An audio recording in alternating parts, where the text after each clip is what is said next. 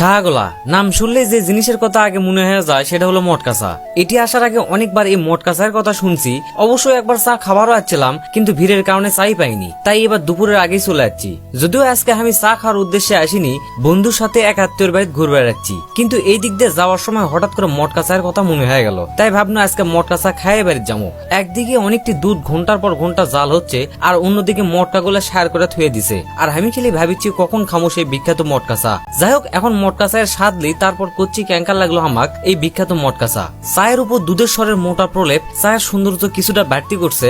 এছাড়াও মাটির পাত্রে চা খাওয়ার মজাটাও কিন্তু একেবারে আলাদা। এখন এসে চা ক্যাঙ্কার লাগছে সেই প্রসঙ্গে। প্রথম কথা হচ্ছে, এই চা হাজার হাজার মানুষ ভালো লাগলেও আমার খুব একটা ভালো লাগেনি, কারণ এরকম চা আমি এর আগেও খাইছি। চায়ের মধ্যে এক্সট্রা স্বাদ যেটা পাইছি সেটা হচ্ছে এলাচের। চায়ের মূল্য আসলো 50 টাকা। কথা হচ্ছে, এই চা আমার কাছে বেশি ভালো লাগেনি, মানে যে চা খারাপ তা না, কারণ এমনি এমনি তো এই চা এতটা ফেমাস হয়নি, হয়তো আমাকে যে চা দিছিল সেটা সবকিছু ঠিকঠাক ভাবে পড়েনি।